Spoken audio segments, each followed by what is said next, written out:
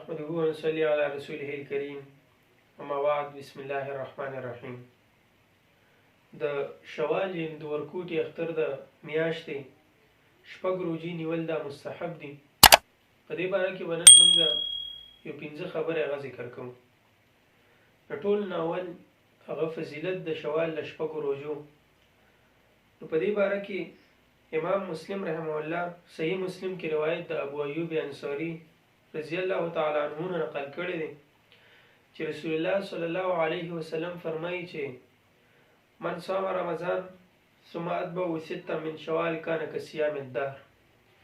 یعنی چې د میاشت رمضان د هغې روزې ونیوي او هغې پسې د شوال د شپږې روزې هغه ونیوي، نو دا داسې شوه په شانتې د دې چې د ټوله زمانه هغه روزې ونیوي. یعنې دومره ډېر ثواب هغه دته میلاویږي ګویا کې د ټول عمر ټوله زمانه هغه دا روزې هغه ونیوي.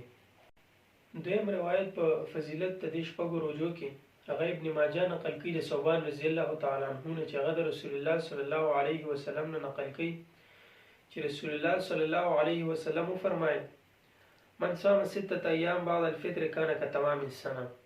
یعنی چې شپږ روزې پس د ورکوټ اختر نه ونیو دا داسې شوه ګویا کې چې د روغ کال هغه روزې ونیوي.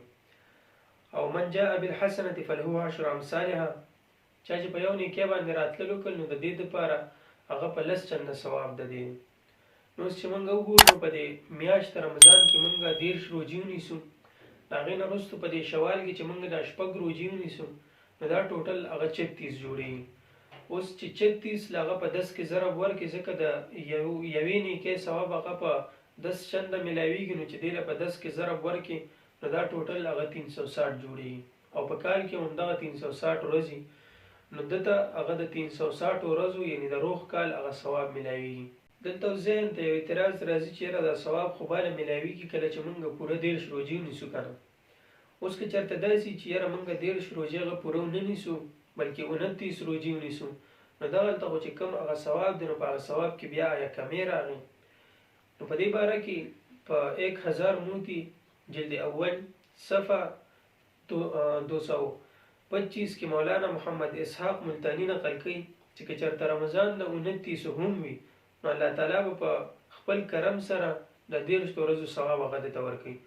او بله دا هم ده چې دې ځای کې هغه لفظ د رمضان ذکر دی، نو چې دې روزې د رمضان ونیسي بیا برابره خبره ده که روزې د رمضان د 13 ونیوي که روزې د رمضان د 29 ونیوي، په ټول حالاتو کې به دته ثواب هغه پوره میلاویږي.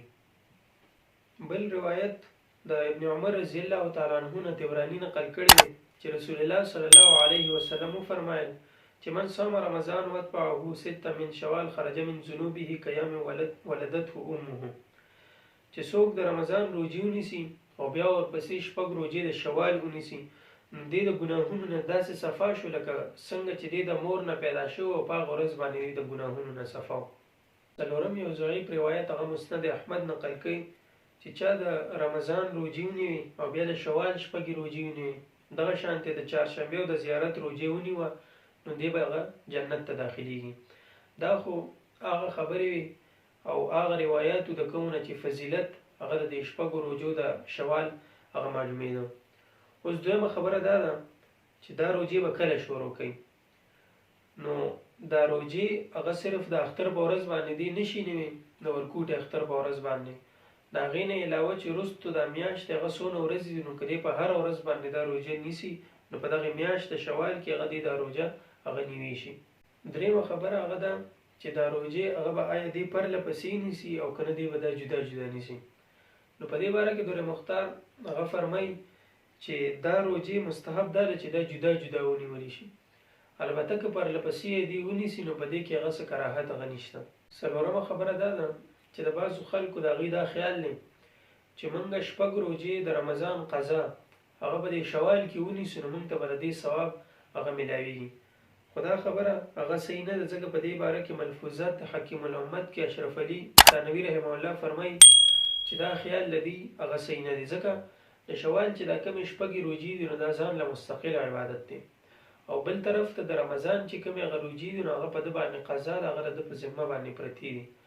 نو د هغې په نیولو سره هغه به د ده د ذمې نه قضا روزې هغه ختمې شي او البته چې دا کوم شپږ روزې د رمضان دي نو دا ځان له مستقل عبادت دی، نو د هغې د وجې نه دا ثواب هغه نه میلاویږي.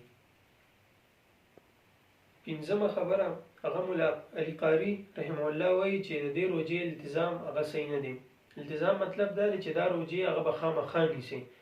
اوس که یو کس هغه دا روزې ونه نیسي نو بیا په هغه باندې دا ملامتیا وي، هغه ته بد رد وي چې یاره ته دا روزې هغه ولې نه نیسې. نه، دا خبره صحیح نه ده. که روزې چا ونیوي صحیح د ثواب به ورته میلو شي، که روزې یې ونه نیوي نو په ده باندې هغه هېڅ نشته، په ده باندې هېڅ ملامتیا هغه نشته. أقول قولي هذا أستغفر الله لي ولكم ولسائر المسلمين.